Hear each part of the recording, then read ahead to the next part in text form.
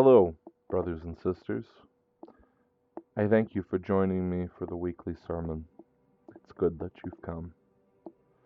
I know many of you only tune in to go over everything that happened in the last week. They say that any audience is a good one. I've joked it was better than listening to the wind in the trees, listening to this broadcast. It's a sign of the times, perhaps, but I ain't convinced. I must hope that the truth of my words touches you in your heart, even if I have to do this 1,000 times. I have to hope that these broadcasts matter. As many of you know, I went to try to save the Brotherhood by meeting with Rocket last week. I was of the mind that after all these years, Rocket surely wanted to fix this too. That Sword wanted to fix it. Doesn't Brotherhood count for something? But on the way to the cabin, I began wondering if I was wrong. But even then, if you'd told me Rocket would try to kill me at the meet, I never would have believed you. We like to believe in the best version of our friends, for everything that person has done to us, for us, with us. To be sure, I tried to remember the best Rocket, the best Raven, the best Goose, all of them. And we know, too, how things turned out. Since then, I felt like I'm in a state of dreaming. Questions swirl in and out of my mind. Have we forgotten about who we used to be? Were they so bad, our old selves?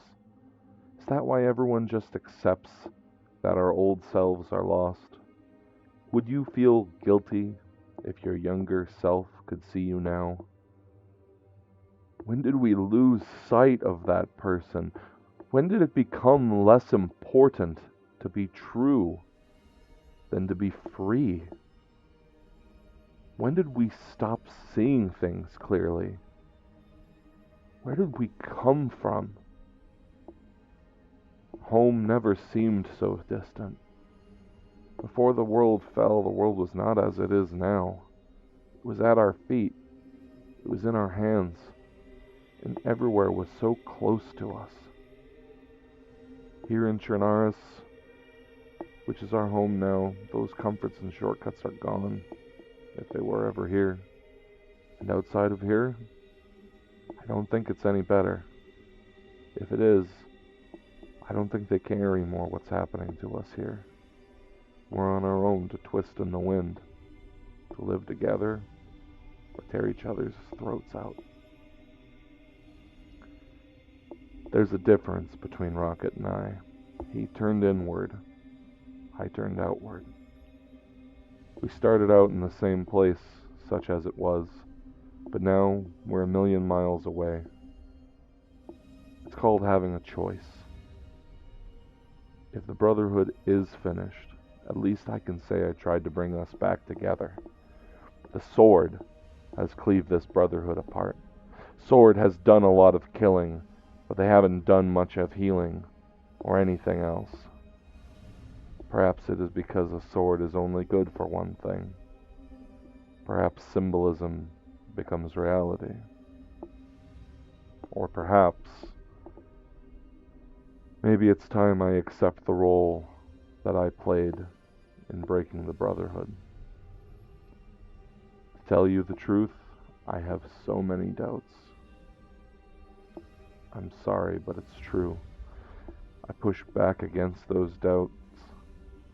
How are people supposed to heal if we won't give them the chance? But it can't be only my choice to make. And when it costs more lives, how do I live with that math? How can I sit here and tell you that giving those who murder another chance to redeem their lives are worth more than the lives lost waiting for them to see the light?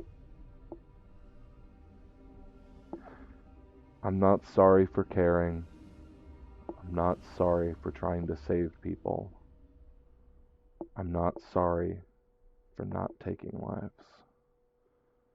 but I am sorry that I ignored Rocket's warnings.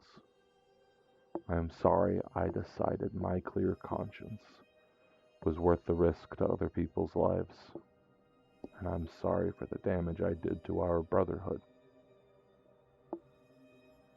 I call on you, listeners, to open your hearts and forgive me. Rocket, can you say you've given up on me? Or have you joined the other side? I don't know how this is going to end up, but I know it's not going to end up like this. It's still not too late. Not for Dan, not for Jack, not for Sacha, and certainly not for Rocket or me. In the name of the Father, the Son, and the Holy Spirit, bless you all, and go with God.